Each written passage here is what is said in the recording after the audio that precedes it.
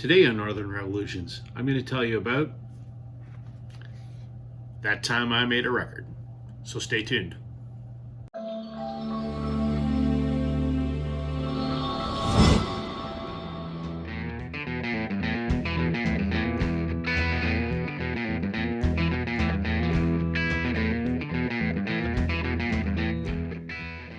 Hello, vinyl community. Welcome to Northern Revolutions. My name's Rob. Welcome back if you're returning. Welcome if you're new. Today, I'm going to share a story about how I made a record. How I made this record.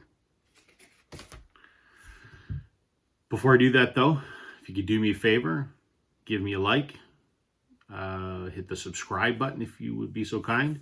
Don't forget that bell notification icon. Your support really helps to grow my channel, and I do appreciate it. So, I'm a record collector, as all of you are. So I thought I'd do something a little different today and talk about how I made a record, or helped make a record. You might think by the assortment of guitars that I have on my wall that I'm a musician. You would be mistaken. Can I play guitar? Yes. Am I a good guitar player? No. I like to think of myself as the world's most average, shitty guitar player. I'm a hobbyist. I like to just put on a record and play along with it. I'm a rock star in my own basement. That's all I ever wanted to be. I didn't have any aspirations beyond that. And I love guitars as well. And many of these guitars that are on my wall, I've built. So it's an illusion. I'm not a musician. But I did have a hand in having a record made. So here's the story. Back in 2015, this record was released. It's an EP by a singer-songwriter in Toronto named Blake Preston. There's my name on the back.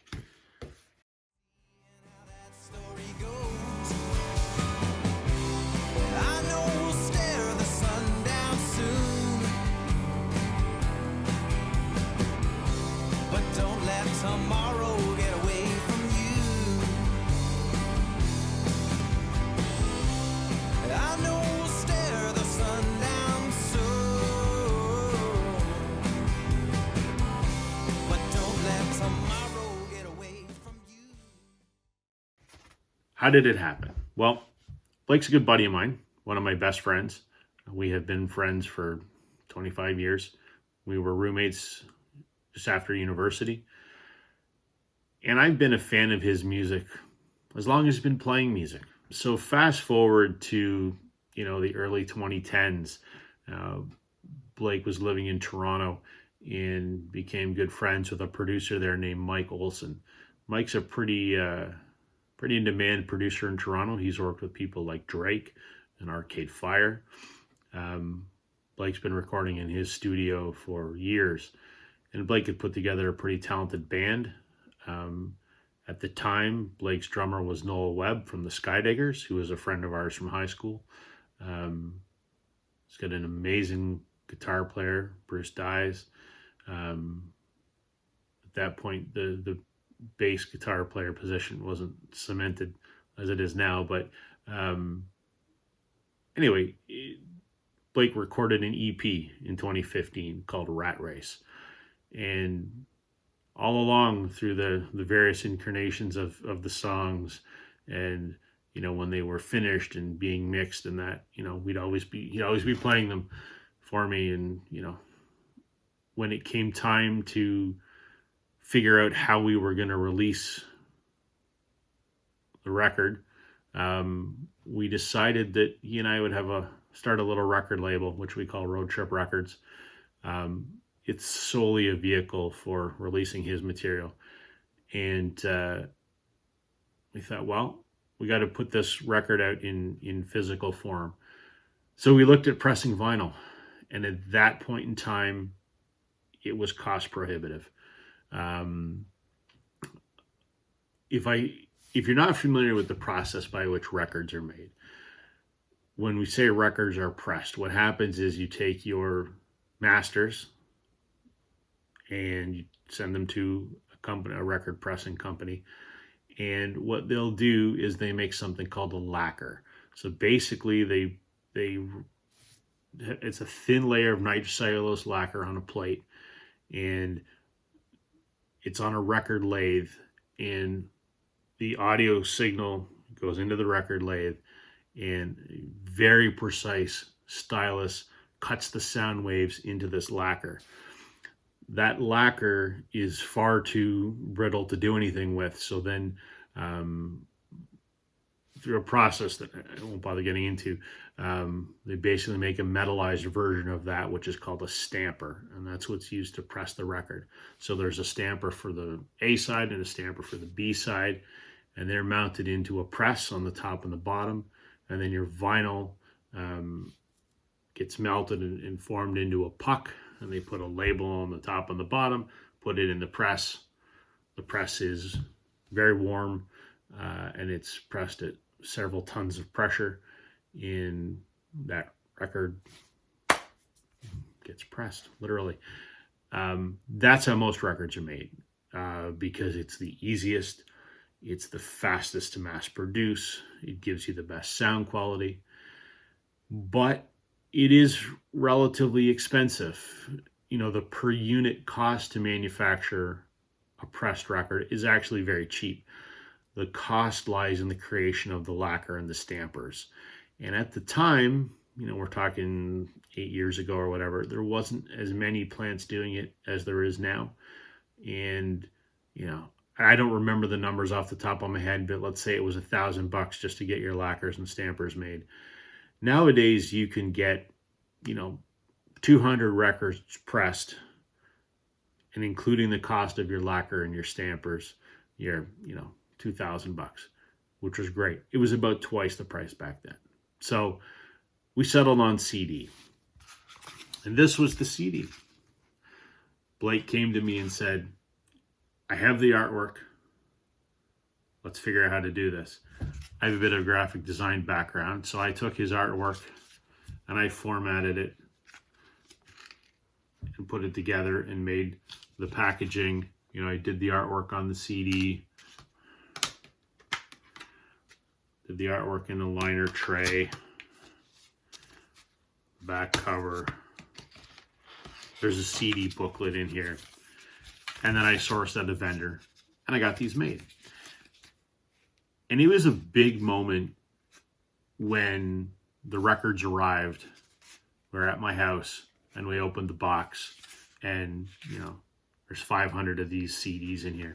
Now, Blake had put out CDs before, but they were sort of homemade. This was the first professionally looking, you know, manufactured product.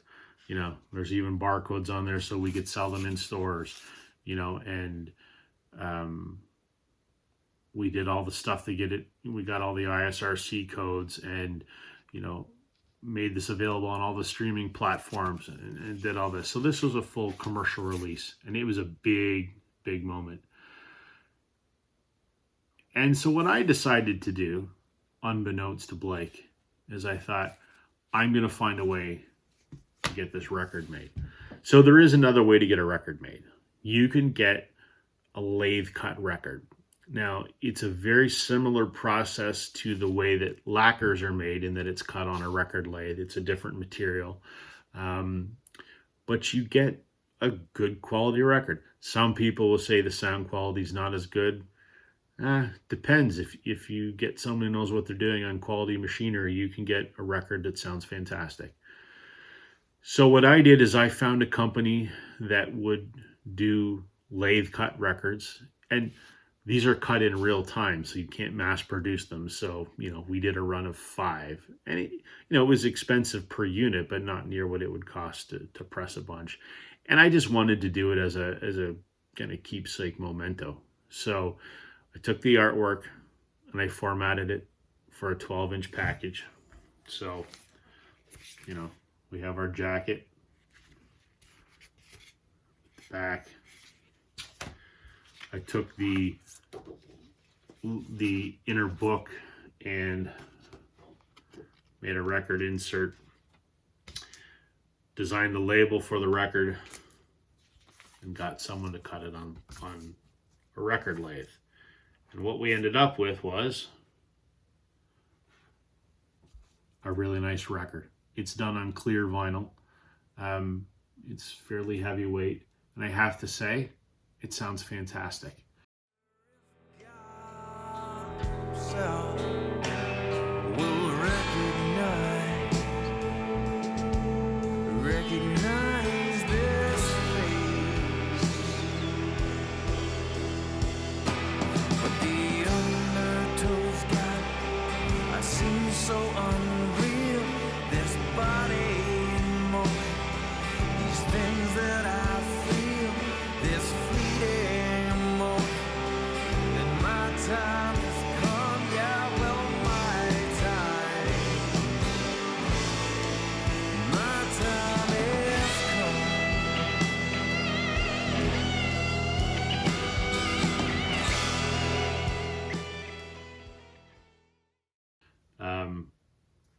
So we had 5 of these made, and I surprised Blake with it. I could do that because I had access to the masters, and being his partner at the label, you know, I could do that, and he was absolutely thrilled. So there's only 5 copies. I have 1, I have 2, and Blake's had the other 3, and it was just kind of a keepsake memento. So when he recorded his full-length album in 2017, there was no question we were doing vinyl. Blake had the artwork. He came to me, and we formatted the artwork for vinyl and got it all press ready. And we released this, which is his first full-length album. It's called The Sieve in the Sand. I'm not trying to sell his music. That is not the point of this video. I'm not going to tell you where to get these. In fact, you can't get it because it's out of print. The point was not to promote his music. The point of this video was just to share my experience about how I got a record made. So these are also lathe cut, but we did a larger amount of them. But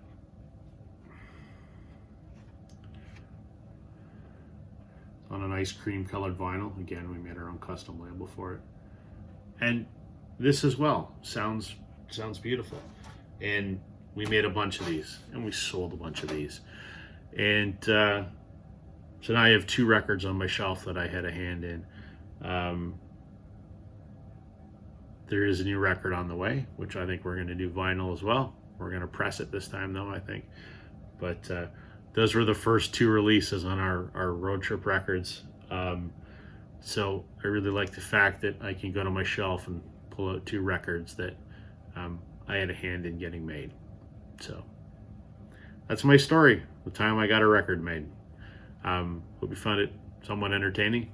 Hope you like the videos that I've been putting out. I've been happy to be part of the vinyl community. I've been really enjoying making these videos. So if you could give me a like, hit the subscribe button, I'd really appreciate it.